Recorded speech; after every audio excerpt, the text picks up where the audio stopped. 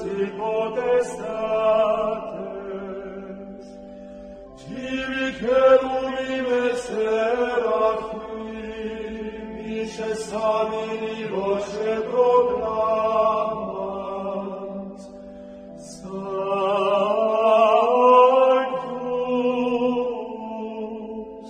Sanctus,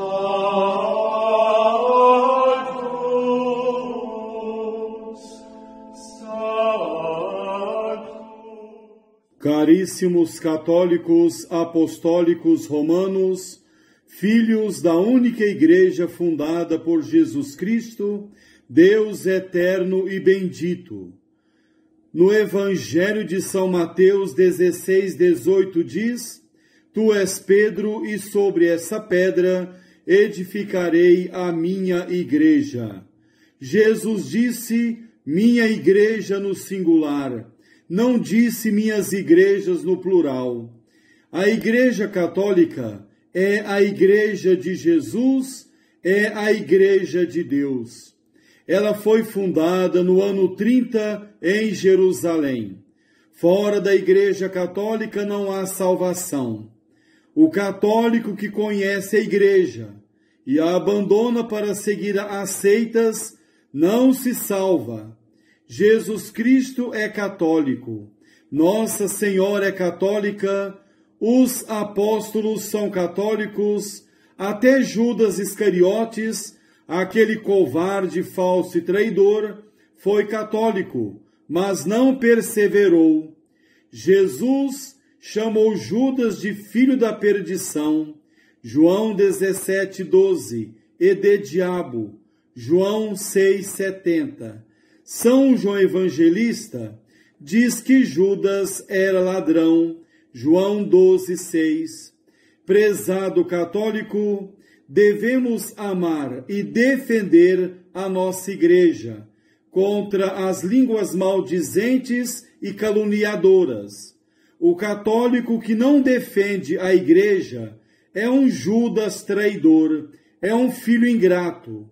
Devemos amar a verdade ensinada pela Igreja. Jesus diz em João 8:32, e conhecereis a verdade, e a verdade vos libertará. E no mesmo Evangelho, 8:44, Jesus diz que o diabo é mentiroso e pai da mentira. Quem quiser possuir paz no coração, deve buscar a verdade com sinceridade. A mentira escraviza as pessoas, porque a mentira é do demônio.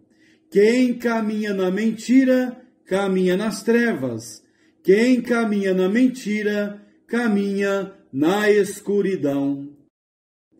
Estimado católico, vamos refletir sobre a igualdade das três pessoas da Santíssima Trindade. As três pessoas divinas são iguais. Não há uma maior, mais poderosa e mais sábia que a outra. As três pessoas são iguais. Repito, as três pessoas divinas são iguais.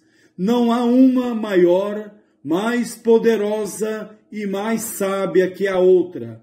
As três pessoas são iguais.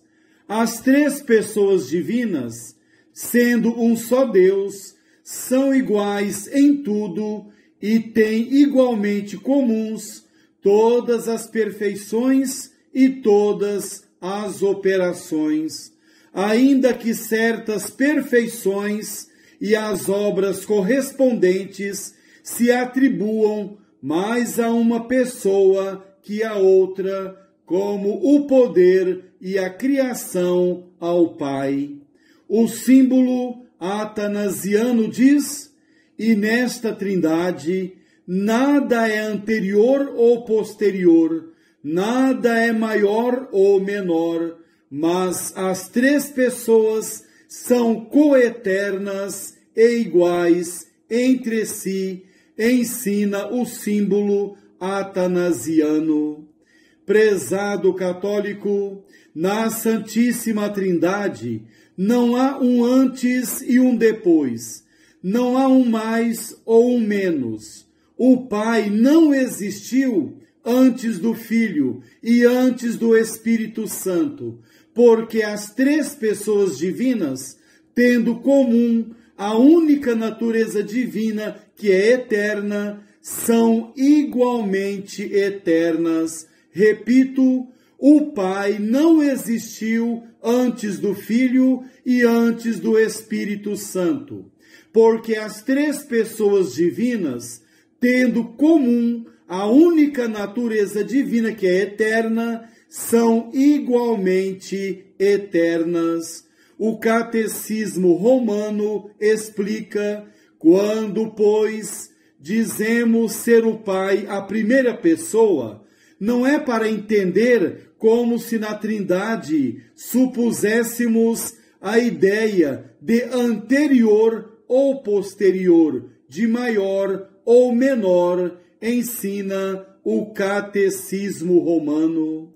É certo dizer que o Pai é um princípio sem princípio. Repito, é certo afirmar, é certo dizer que o Pai é um princípio sem princípio.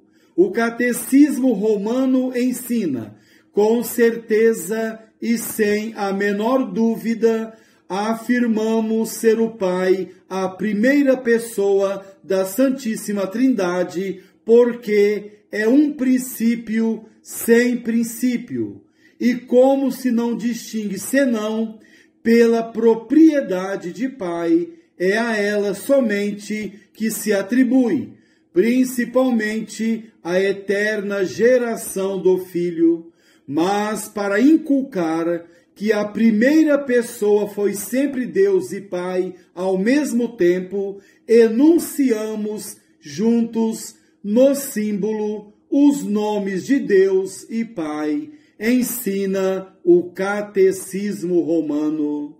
Estimado católico, as três pessoas divinas, Pai, Filho e Espírito Santo, existiram sempre. Repito, as três pessoas divinas, Pai, Filho e Espírito Santo, existiram sempre. As três pessoas divinas são igualmente eternas, existiram sempre. Na eternidade não há antes nem depois, mas o sempre, o momento atual que não passa, que sempre foi, é e será sempre. O Pai existiu sempre. O Filho, desde toda a eternidade, é gerado pelo Pai. O Espírito Santo, desde toda a eternidade, procede do Pai e do Filho. As três pessoas divinas são igualmente eternas, sempre existiram e existirão sempre. O Padre Léo, John XIII, explica: ao pensarmos na Trindade Santíssima, temos que estar em guarda contra um erro. Não podemos pensar em Deus Pai como aquele que vem primeiro, em Deus Filho como aquele que vem depois, e em Deus Espírito Santo como aquele que vem ainda um pouco mais tarde. Os três são igualmente eternos, porque possuem a mesma natureza divina. O Verbo de Deus e o amor de Deus são tão sem tempo como a natureza de Deus. E Deus Filho e Deus Espírito Santo não estão subordinados ao Pai de modo algum. Nenhuma das pessoas é mais poderosa, mais sábia, maior que as demais. As três têm igual perfeição infinita, igualmente baseada na única natureza divina que as três possuem. Ensina o Padre Léo, John XIII, que é um sacerdote norte-americano que morreu no ano de 1970. Estimado católico, o Pai, o Filho e o Espírito Santo são coeternos, que existe com o outro desde toda eternidade. Não há sucessão na eternidade. O Pai não teve que esperar para ser mais velho ou mais maduro para gerar um filho, ou sentir-se suficientemente solitário para amá-lo. Ele, o Pai, é eternamente na plenitude de vida e de poder. Pelo mero fato de ser, conhece a si mesmo com essa infinita intensidade de conhecimento que produz, de forma necessária, a imagem, o Filho. O Pai e o Filho não tiveram que esperar que o seu amor crescesse até poder ser manifestado numa terceira pessoa. Pelo simples fato de serem, amam-se com plenitude do poder do amor, e pelo simples fato de se amarem com tal intensidade, manifestam esse amor. Assim, o Espírito Santo é tão inevitável como o Pai e o Filho. Estimado católico, o Pai possui por si próprio a natureza divina. O Filho e o Espírito Santo possuem-na como recebida, mas possuem-na na totalidade, receberam tudo do Pai. A distinção das ações entre as pessoas da Santíssima Trindade faz parte da vida íntima de Deus. Cada uma vive, conhece e ama por si própria, separadamente, mas dentro da natureza divina. As três pessoas da Santíssima Trindade são perfeitamente iguais entre si.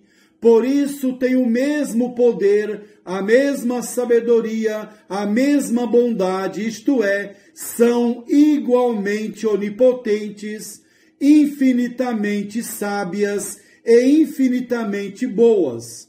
As três pessoas são um Deus uno, que está em toda parte, é onipotente, sabe tudo e é a bondade por essência. Prezado católico, as três pessoas da Santíssima Trindade têm igualmente comuns não só as perfeições, mas também todas as operações. O que uma pessoa faz, excetuada a encarnação, o faz em comum com as outras duas.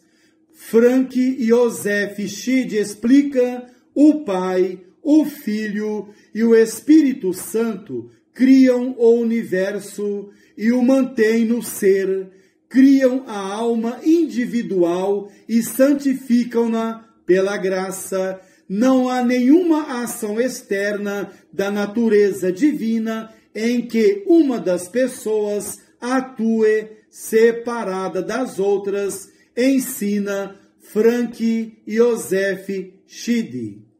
Estimado católico, certas perfeições e as obras correspondentes atribuem-se mais a uma pessoa que a outra.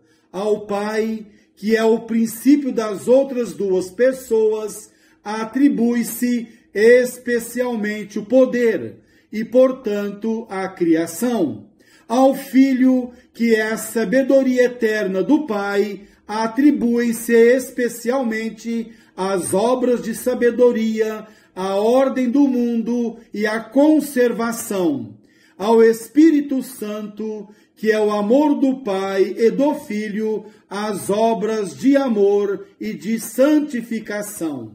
Atribuem-se, mas tanto as perfeições como as obras correspondentes são próprias realmente de todas as três divinas pessoas, falando de certas perfeições e das obras correspondentes que se atribuem mais a uma que a outra, alguém poderia perguntar: o Pai e o Espírito Santo encarnaram também? A resposta é não. O Pai e o Espírito Santo não encarnaram. Encarnou somente o Filho. A Santíssima Trindade, prezado católico, não nasceu da Virgem Maria, nem foi crucificada sob Pôncio Pilatos, nem ressuscitou ao terceiro dia, nem subiu aos céus, mas somente o Filho, isto é, a segunda pessoa da Santíssima Trindade. A Trindade não desceu sob a forma de pomba sobre Jesus batizado, nem no dia de Pentecostes, depois da ascensão do Senhor, mas somente o Espírito Santo. Então, prezado católico, conhecemos um pouco sobre a igualdade das três pessoas da Santíssima Trindade. O católico deve obedecer com alegria e fidelidade à doutrina católica. Deve estudar a doutrina católica. São Pio X ensina que o católico que não estuda a doutrina católica, por preguiça, desprezo, comodismo, comete pecado mortal, peca mortalmente. Catecismo Maior, número 5. E o segundo catecismo da doutrina cristã, na lição preliminar, número 15, diz que o católico que não estuda a doutrina católica, por negligência e preguiça, comete pecado mortal. O católico deve ler a Bíblia todos os dias, deixar essas novelas podres de lado, vômito do demônio, e ler todos os dias a palavra de Deus, fazer uma leitura meditativa, ler também as biografias e escritos dos santos e os documentos pontifícios. O católico que não conhece a doutrina católica é um ídolo de tristeza, fica mudo diante das críticas dos inimigos, não sabe defender a Igreja. Essa falta de conhecimento fortalece os inimigos da Igreja Católica. O Papa Leão XIII escreve: nada tanto encoraja a audácia dos maus como a covardia dos bons. Repito o que escreve o Papa Leão XIII: nada tanto encoraja a audácia dos maus como a covardia dos bons. Carta encíclica Sapientiae Christianae, número 18.